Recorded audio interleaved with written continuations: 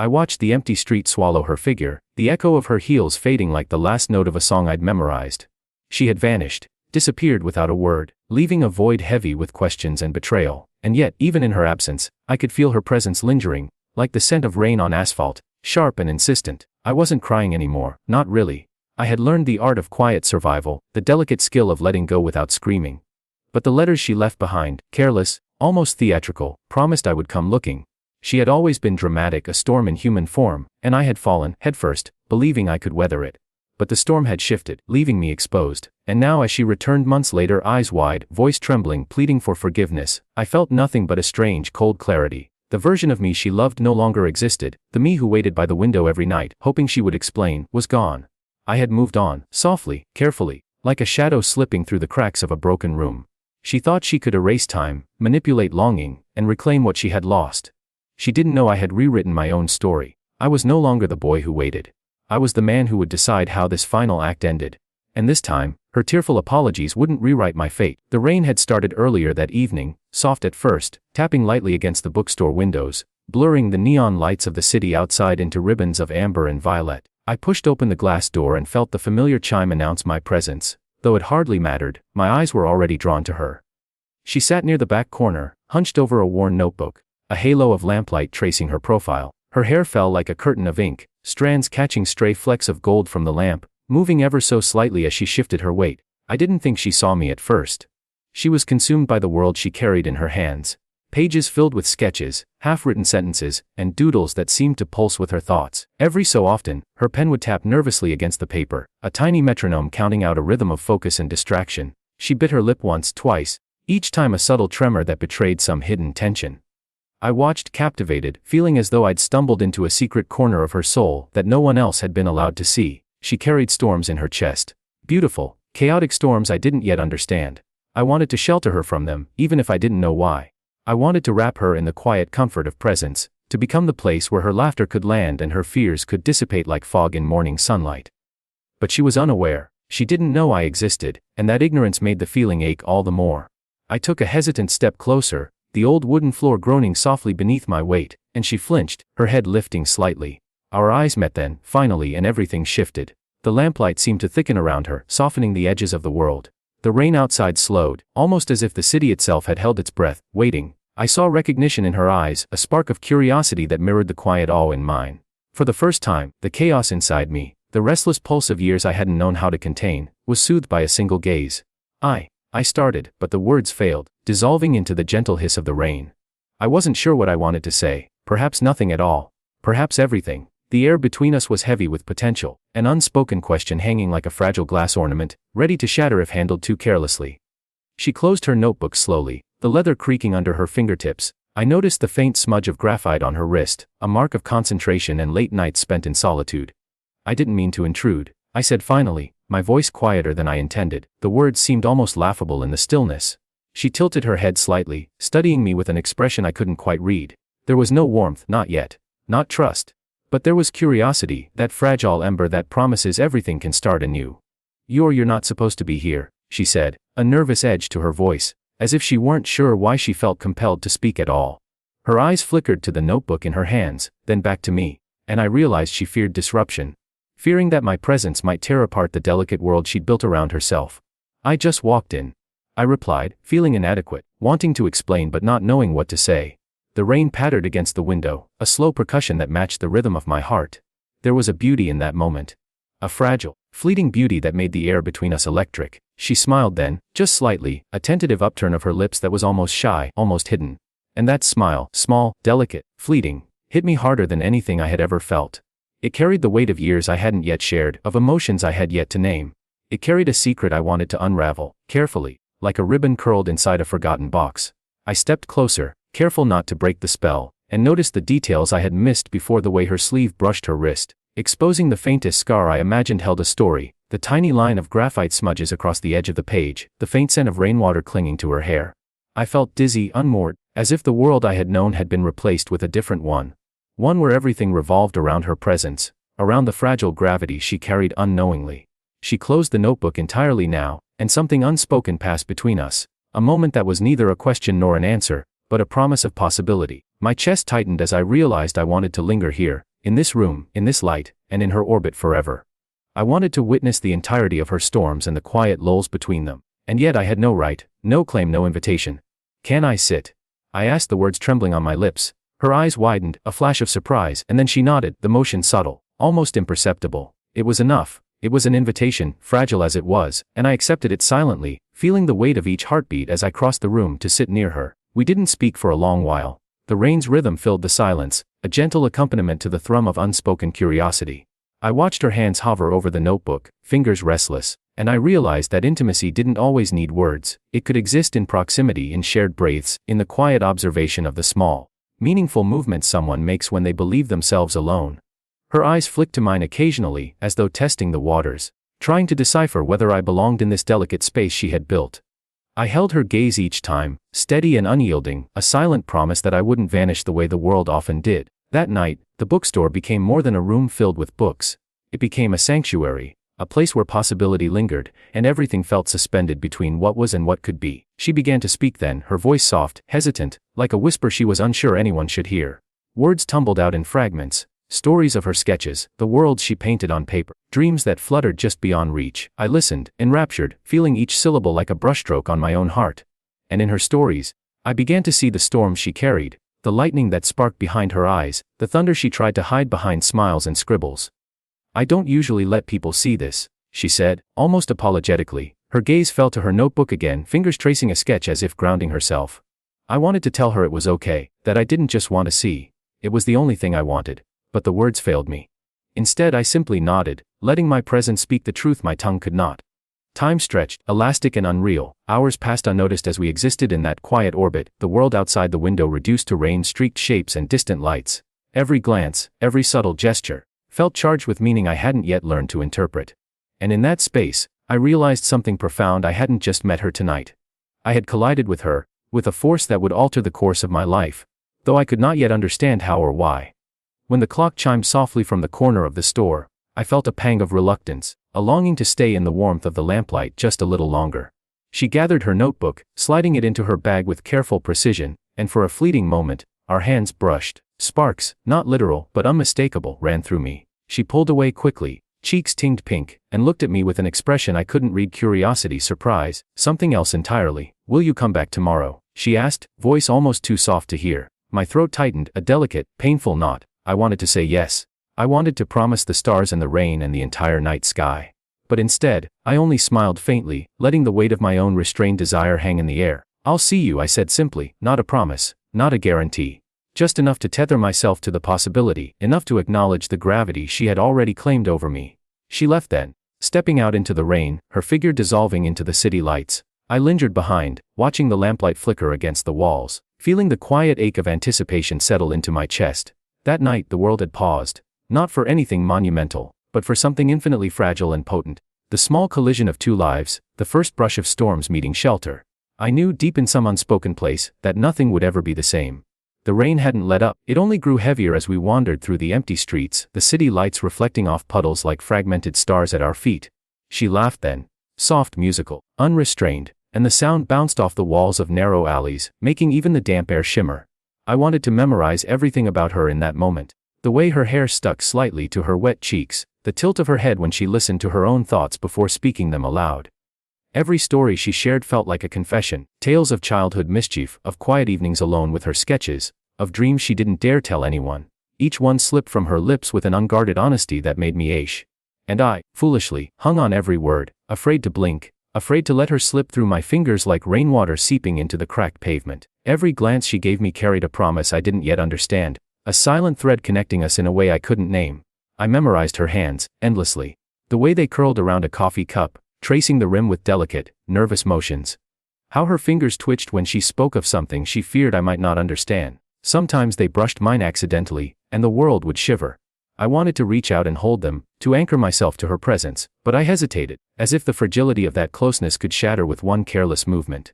Nights blurred into days and days into nights. We wandered through rain-drenched streets, coffee in hand, sharing stories in the kind of silence that speaks louder than words. Each shared laugh, each brush of hands became a link in an invisible chain, binding us closer, weaving a fragile mosaic that felt more like fate than chance. And yet, beneath the surface, I didn't notice the cracks forming. The almost imperceptible fissures in her attention, the fleeting shadows behind her smiles. She carried pieces of me, and I carried pieces of her, but some fragments were jagged sharp, waiting for the wrong moment to cut. There was a night I remember vividly, walking past a small art gallery, the windows glowing with muted light. She paused, staring at a painting of storm clouds rolling over a quiet village. "It's beautiful," she whispered. "Like it's alive." And I watched her in the golden glow, tracing the outline of her silhouette with my eyes, realizing that she too was a storm, living, breathing tempest, and I had stepped willingly into it. I wanted to be the calm beneath her chaos, but part of me feared I might be swallowed instead. We stopped at a corner cafe, the bell above the door ringing softly as we entered. Steam curled from our cups, carrying the warmth of roasted beans into our cold fingers. She wrapped her hands around the cup, trembling slightly, and I could feel the electricity of that moment. The cafe was empty, just us and the hum of the old heater, but it felt like the world had shrunk until we were the only two people who existed. I wanted to tell her everything, to confess that every glance, every laugh, every whispered secret was etched into my soul, but the words lodged in my throat. It was in that quiet intimacy that I first noticed the fragility of it all. Not a grand betrayal, not yet, but small cracks, her glance lingering on her phone, the hesitation in her laughter when a stranger passed too close, the way she sometimes drifted, lost in thought, leaving a hollow space between us. I ignored it, afraid that acknowledging it would break the delicate balance we had. But even as I held her close under the thin umbrella, I felt a subtle unease, like a shadow following us down the glistening streets. By the time we stepped back into the rain, the night had deepened, and the city seemed quieter, as if it had paused to witness our bond. I watched her silhouette moving ahead, coat clinging to her frame, hair plastered to her cheeks. She turned, catching my gaze, and smiled. Slow, soft curve of lips that held both joy and a secret I couldn't yet know. That smile, so radiant in the dim glow of streetlights, was enough to anchor me, to make me believe we were invincible, even as the invisible cracks whispered warnings I refused to hear. And in that moment, as droplets clung to my eyelashes and the city's heartbeat thudded beneath our feet, I realized that we were a mosaic built of fragile trust, beautiful precisely because it was imperfect. Each piece mattered, each imperfection added depth, each fleeting touch or glance a brushstroke in a painting we hadn't yet finished. But something lingered in the air, a quiet tension, a sense that even the most delicate mosaics can fracture if handled too carelessly. I wanted to believe we could endure it all, that our storm and my calm could coexist forever. But deep down, a whisper of doubt stirred in my chest. She didn't know it yet, and I hadn't admitted it even to myself. The closer we grew, the more fragile we became. And yet, I walked beside her, through rain and light, laughter and silence, unwilling to let go of the warmth she carried. Because in her, I saw a storm worth stepping into. Even if I didn't yet know how it might end, the night carried on, endless and dripping with possibility, and I followed her, memorizing every laugh, every tilt of her head, every tremor in her fingers. And though I didn't yet know it, these were the moments that would haunt me.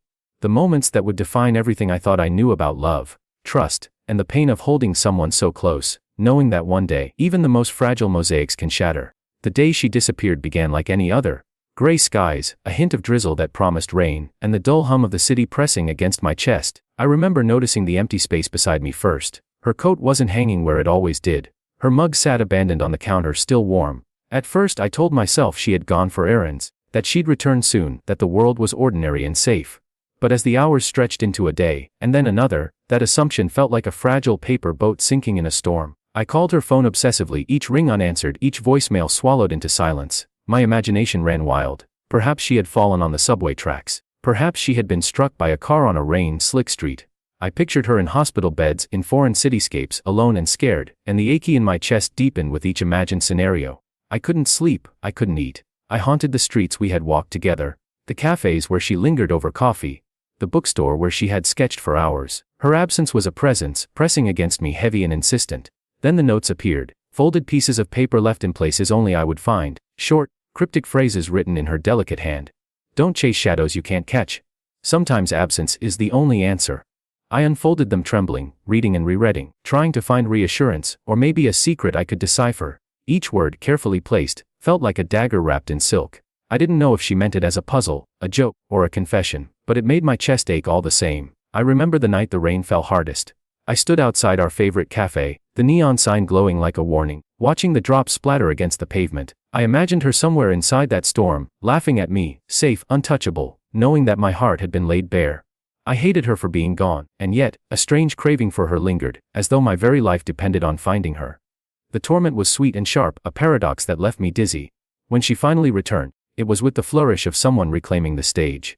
She walked through the door with a smile that didn't quite reach her eyes, coat dripping from the rain, hair plastered to her face. She laughed triumphant, as if daring me to scold her. "It's nothing," she said, tossing her hair back, voice light, careless. "I just wanted a little space." She expected forgiveness, expected me to smile, nod, and absorb the thrill of her game. But I saw it brief, fleeting, undeniable, the flicker of manipulation in her gaze, the subtle thrill she carried at seeing my desperation. She didn't see a man worried for her, she saw someone caught, ensnared in a web she had spun. I swallowed my unease, pretending my heart wasn't still trembling, pretending my mind wasn't plotting an escape from the subtle cage she had built. I told myself that love meant patience, forgiveness, trust, that love demanded understanding. And so I forgave her, though a small, dark seed of doubt lodged itself deep in my chest. I didn't know then that this absence, this orchestrated game, was not an isolated incident. It was a rehearsal, a subtle practice for the patterns that would later consume me. I would learn, slowly and painfully, that her affection was entwined with power, and her love was not as simple as I had believed. Even that first vanishing left its mark. I began noticing the shifts in her demeanor, the way she lingered in my space yet pulled away when I reached out, the slight smirk when I looked worried, the teasing cadence in her words that hinted at a secret joy in my unease. It was intoxicating, maddening, and I could not turn away. Every whispered apology, every playful tease, every fleeting touch became part of a pattern I didn't yet recognize. A pattern I would pay for with nights of shattered trust and heartbreak I had never imagined. That night, when she finally sat beside me, soaking wet and smiling, I felt a strange mixture of relief and unease. The rain streaked down the windows behind her, lightning illuminating her hair in sudden flashes, shadows dancing across her face. I wanted to scold her, to demand honesty, to demand the end of this torment. But her presence was too magnetic, too raw, too alive, so I stayed silent, nodding at her excuse, letting the quiet ache of longing fill the spaces between our words. I remember tracing the outline of her hand against mine as we walked home. She didn't notice the tremor in my fingers, the way my grip lingered just a moment too long. She was still, unaware, reveling in her small victory of control, and I realized something frightening. I had fallen into her rhythm without realizing it, dancing to the tempo she dictated, and that realization made my heart pound with equal parts thrill and terror. By the time we reached the apartment, my mind was spinning. I knew she had tested me, not out of malice, but out of the thrill of seeing how far she could push the tethered heart she had captured. And though my chest ached, though the shadows of doubt whispered warnings, I told myself it was love, love's cruel, intoxicating game. I didn't know then that it was a prelude, the first act in a drama that would one day end with me standing in the ruins of trust, piecing together the shards of a heart she had toyed with so effortlessly. I watched her fall asleep that night, exhaustion softening her mischievous gaze, unaware of the storm she had left behind in my chest. I thought I had forgiven her. I thought I had understood the boundaries of love and patience. But the truth, whispered by the rain tapping against the window, and the shadows stretching across the room, was that I had only begun to learn the rules of a game I hadn't even realized I was playing. And as I drifted into a restless sleep, I swore to myself I would watch the next move, that I would be ready, that the next disappearance, the next tease, the next crack in our fragile mosaic, would not find me helpless again.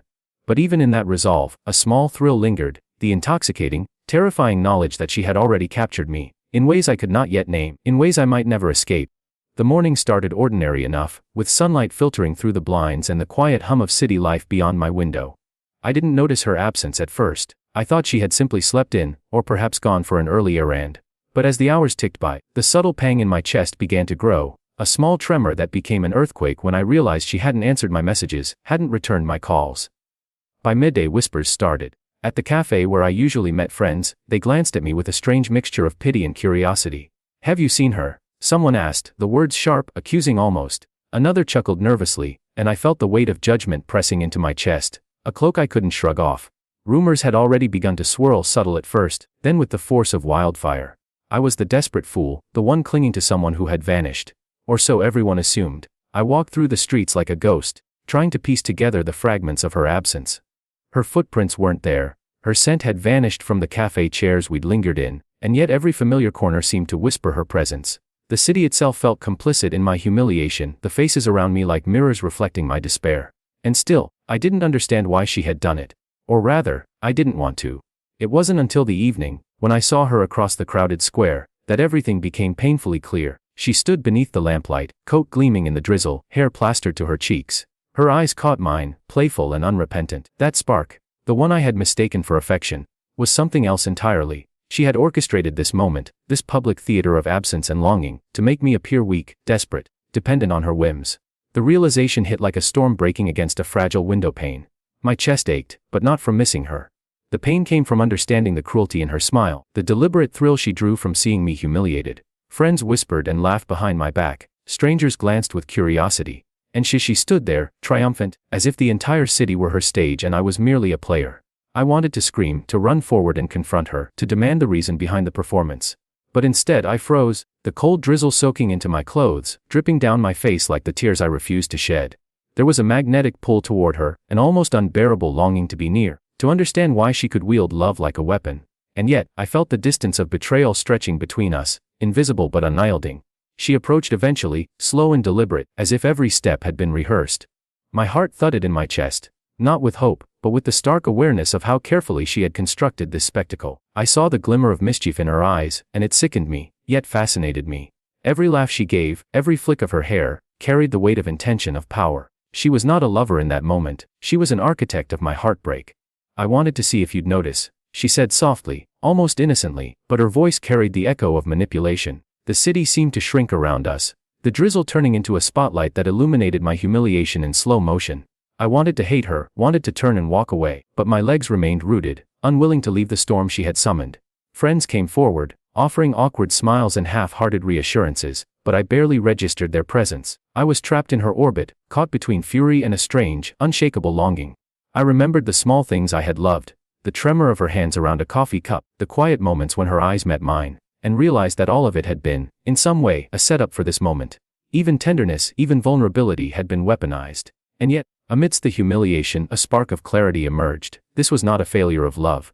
This was a lesson, raw and unflinching, that affection can be twisted into control, that trust can be manipulated, and that even the most intimate connections are vulnerable to betrayal. My heart had shattered, yes, but it shattered with understanding, not innocence. I no longer assumed love to be pure or simple. I had glimpsed the edge of its cruelty, and it had carved itself into me. The rain intensified, tapping against the cobblestones like a drumbeat, echoing my rage. She lingered, as if waiting for my response, her gaze playful, almost taunting. And in that gaze, I glimpsed the power she wielded, the thrill of watching someone you love unravel before your eyes. I swallowed my pride, straightened my back, and let the humiliation wash over me like the relentless downpour. When I finally spoke, my voice was low, calm, but edged with a steel I had not yet known I possessed. "This isn't a game," I said, each word deliberate, cutting through the mist. "And I'm not the one who's been testing me." She blinked, startled, a flicker of something unreadable passing through her eyes. For the first time, I realized that her power over me was not absolute. She had misjudged my capacity for restraint, my ability to witness cruelty without surrendering entirely. She stepped back, uncertainty flashing for a brief second. The city continued its rhythm around us, cars splashing through puddles, strangers hurrying by. But for a moment, it was just us, her and the consequences of her manipulation. I turned slowly, letting the drizzle wash my face, and walked away without another word. My pride was intact, but my heart was raw, and I felt the first stirrings of a lesson I would never forget, that love, when wielded as a weapon, can both wound and teach. The echoes of whispers lingered behind me, but I did not look back. The lamplight caught the glint of rain on her hair one last time, a final image of triumph I refused to grant her. And somewhere deep within me, a quiet resolve began to take root. One day, perhaps, the pattern she had begun would end. But for now, I left the stage she had built, letting her revel in the spectacle while I reclaimed my own story. The first night I stopped waiting, the city seemed impossibly quiet, as if it too recognized the shift inside me. I didn't call, I didn't check my phone, I didn't linger by the window, imagining her in another world, laughing at the echoes of my longing. For the first time, I let silence fill the space she once occupied, a silence that was heavy but strangely liberating. Rain pattered against the window, each drop a gentle reminder that life went on, even if she had chosen to vanish from it. Days bled into nights, and I found a strange comfort in the routine of solitude. Nights became my own, no longer haunted by imagined footsteps or whispered excuses. I walked through empty streets, the neon glow reflecting in puddles, tracing patterns that weren't hers. The drizzle that once reminded me of her absence now felt like a companion, washing away the residue of longing, carving out space for something new, something mine. I focused on work first, the kind of meticulous attention that left no room for distraction. Each small victory, a project completed, a presentation that landed just right, a quiet nod of recognition from someone I respected, felt monumental. I began to measure myself not against her presence or absence, but against the growth I could feel inside, in the way my hands no longer trembled when I reached for coffee alone, in the way my chest no longer tightened when her name crossed my mind. Each step forward was a quiet rebellion against the gravity she had once exerted over me. In the mornings I started noticing the little things, the way sunlight fell across my desk, the texture of paper beneath my fingertips, the sound of a pen scratching against a blank page without the weight of expectation. I learned to smile without seeking validation, a small but significant victory. I began to walk down streets without tracing the outline of her shadow beside me, without imagining her silhouette weaving between the lamplight and puddles. I existed in a world that was no longer colored by her whims. And yet, she lingered, not in the form of messages or calls but in memory. A flicker in a shop window, a laugh echoing from a street musician, a scent carried by the wind, small subtle reminders of someone who had once been central to my universe. But instead of pain, they became markers of how far I had come. I could acknowledge her without craving her. I could remember without needing to reclaim. I had become a man who could exist independently, and that was intoxicating. There were nights when the memory of her eyes flashed before me, fierce and playful, filled with mischief I had once mistaken for love. My chest would ache for a moment, a reflex of familiarity, and then I would exhale, feeling the weight lift. I had learned to let longing exist without surrendering to it. My heart, once tethered to her whims, had grown roots elsewhere, steady, unyielding. I was no longer the boy who waited by the window, tracing raindrops as if they were letters from her. I was a man reborn from heartbreak, tempered by absence, strengthened by reclamation. I noticed it first in the mirror. My eyes no longer carried the shadow of desperation. My posture had shifted, shoulders squared, hands steady. I moved through the world differently, less cautious, less haunted, more deliberate. There was a quiet power in that, one I had never realized before. She had thought she still held me, that I was ensnared by the memory of her games. But the truth was that she could no longer influence me. I was untethered, autonomous, free. One evening I walked along the river, the sky painted in bruised purples and oranges as the sun dipped beneath the horizon. Water lapped against the embankment, carrying with it the scent of wet earth and forgotten storms. I let the wind whip through my hair, letting it carry away the last remnants of longing I hadn't yet acknowledged. In that moment, I felt a strange exhilaration, a clarity I hadn't known in years. The storm that had once threatened to drown me was gone. I had survived. I had grown. I had become my own anchor. And somewhere in the back of my mind, I knew that if she returned, if she attempted to step back into my orbit with apologies or pleas, I would no longer be the same. The man she once knew, the one she could manipulate with absence and theatrics, no longer existed. I was a man forged from solitude, tempered by reflection, and glowing with the quiet satisfaction of self-possession. I walked home as darkness settled over the city, each step measured, deliberate, and steady. The rain had stopped, leaving streets glistening with memory and possibility. I felt an unfamiliar peace settle into my chest. A peace not contingent on anyone else, not borrowed from love or forgiveness, but born entirely within me. She may have once held my heart like a fragile note in her hand, but now it belonged entirely to me. And as I opened the door to my apartment, letting the warmth and silence embrace me, I realized that this reclamation of self, this quiet transformation, was the beginning of something far greater than any fleeting attachment. I was no longer waiting, no longer longing, no longer defined by someone else's whims. I had become whole. The first time I saw her again, it felt like the world had paused. The cafe's neon sign flickered above, painting the wet sidewalk in streaks of gold and crimson, and there she stood, trembling, drenched in a drizzle that mirrored the storm she once carried in her chest. Months had passed since I had untethered myself from her games, since I had learned to reclaim my own space, my own heartbeat. And yet, even now, she appeared at the edge of my life as though nothing had changed. Her eyes were wide, vulnerable in a way that made the city around us fade to gray. She stepped closer, voice cracked, almost breaking under the weight of her own admission. I never meant to hurt you. Please let me explain. Just one chance. One moment. Her hands shook, brushing wet strands of hair from her face, the movement delicate and hesitant. I noticed everything, the small tremor in her fingers, the quiver of her lips, the way her chest rose and fell with uneven breaths. She was seeking control, or perhaps absolution, in the only way she knew how. But I didn't move. I didn't reach for her. There was a calm in my stance, a stillness she hadn't seen in years. I no longer waited for her approval or her affection.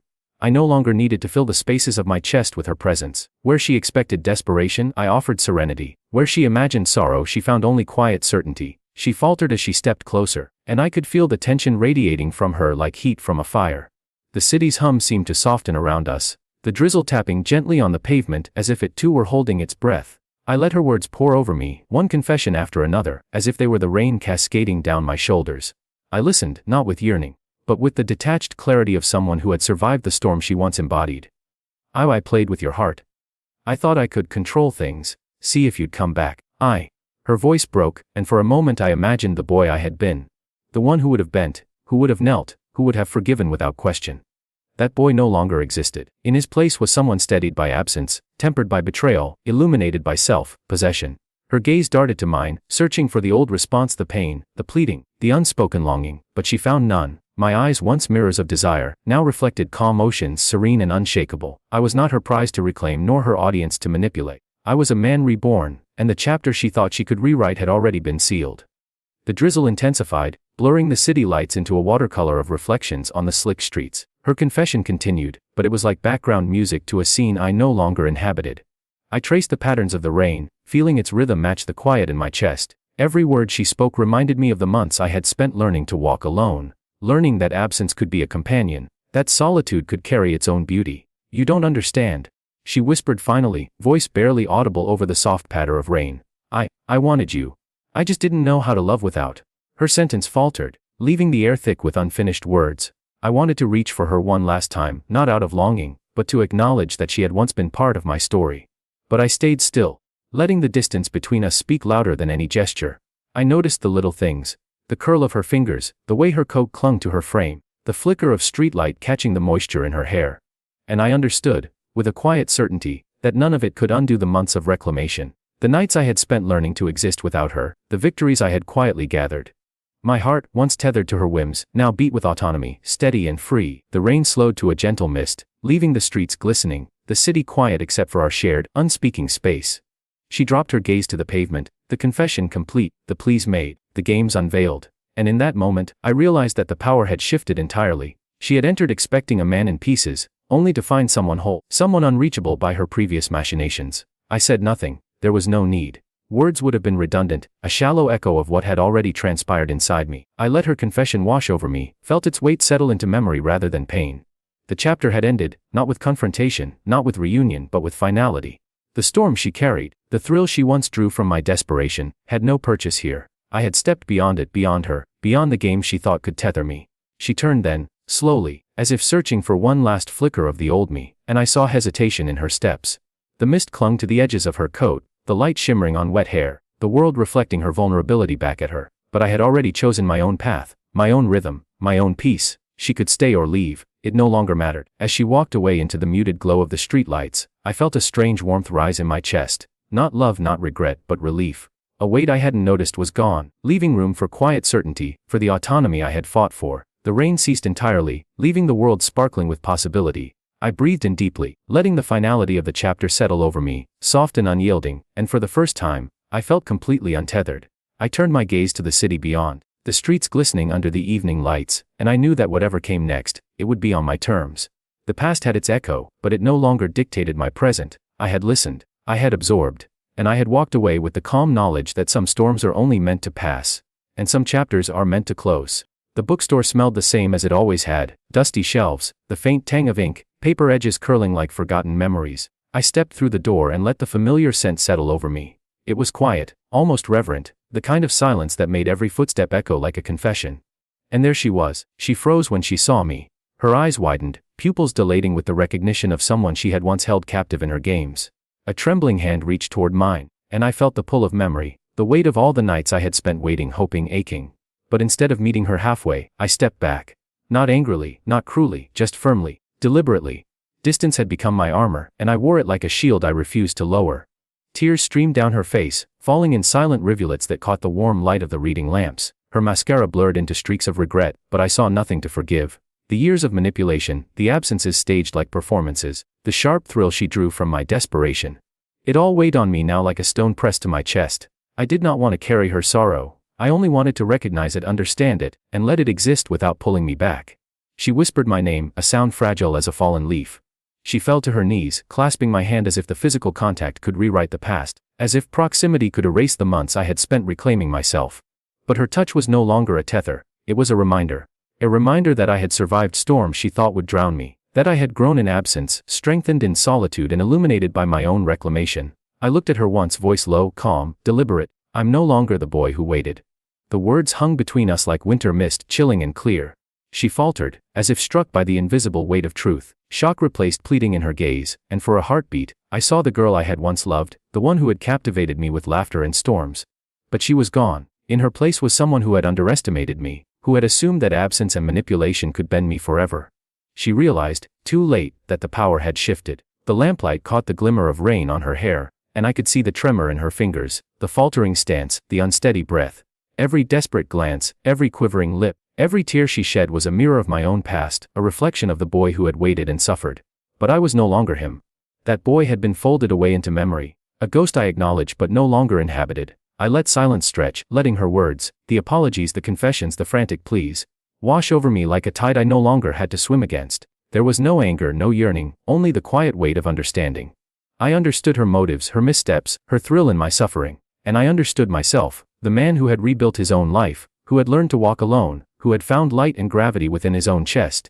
She tried again, softer this time. Please, just hear me. I did. But hearing did not mean responding. My ears carried the tremor in her voice, the subtle tremble of regret, but my heart carried only the echo of months spent reclaiming itself. I could see the mosaic of my own patience, my own growth, my own victories, reflected against her desperation, and in that reflection, I knew I had written my ending. She was no longer the author, she was merely a character in someone else's story. She sank to the floor, finally, as if the gravity of reality had pulled her down. Her shoulders shook, her gaze fixed on the ground, and I felt the faintest stir of pity, but not longing, not anymore.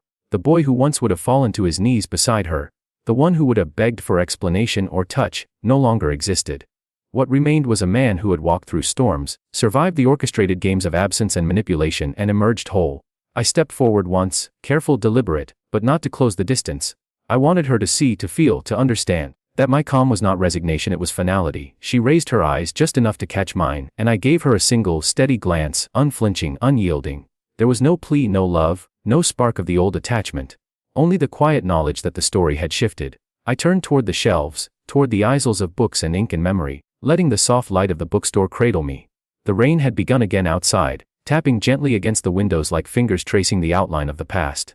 I breathed deeply, letting the sound and scent of paper, the calm of solitude, and the clarity of self-possession fill me completely. She did not move. I did not look back, and in that moment, I understood something simple and profound. Some endings are not meant to be rewritten. Some chapters are meant to close, not with reconciliation, but with quiet authority, and for the first time in years I felt completely untethered, free from expectation, free from longing, free from the shadow of a storm I no longer needed to weather. I left the bookstore with steady steps, leaving her behind in the glow of light and ink, and with each step, the weight lifted further. The rain softened into mist, the city pulsed quietly with life around me, and I knew, finally, that the story was mine. She had entered expecting the boy who waited. She found instead the man who walked away. And in that discovery, the last thread of her power slipped from her grasp. The moment I stepped out of the bookstore, the air felt different.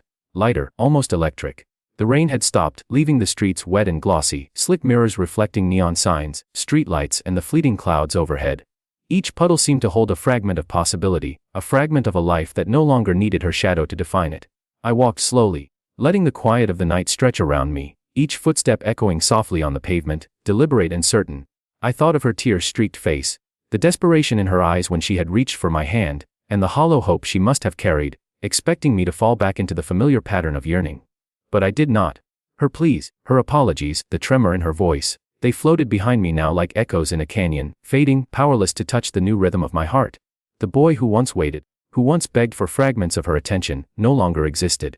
In his place stood someone who had learned to walk alone, to stand without leaning, to breathe without relying on another. The letters she had left behind came to mind, folded scraps of paper hidden in corners, inked with cryptic words meant to haunt me, to bend me back into her orbit.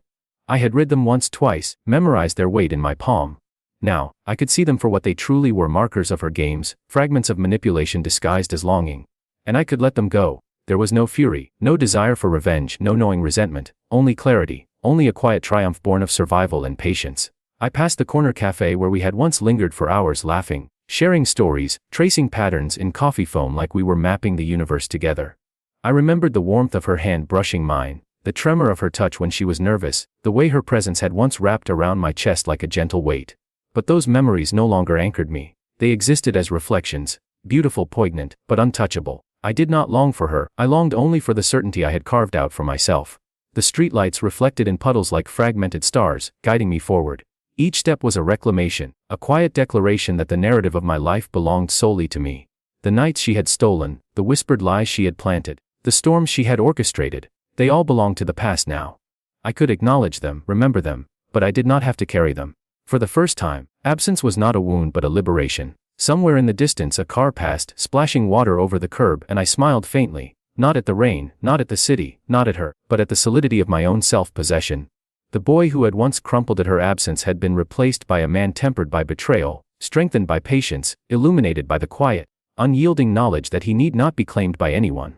She had tried to reclaim me and failed, and in that failure she had gifted me the only treasure worth keeping, the truth of my own existence. I paused at the bridge that overlooked the river, water reflecting the last traces of twilight like molten silver.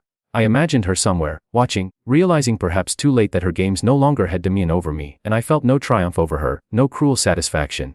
Only the serene, almost sacred knowledge that I had survived her manipulations, that I had grown into someone untouchable by the whims of another. The city hummed quietly beneath the streetlights, cars passing like veins of life pulsing through the dark. The rain-slick streets mirrored not her face, but my own, steady and clear, a reflection of someone complete. I inhaled deeply, letting the air fill my lungs, carrying with it the scent of wet asphalt, of possibility, of freedom.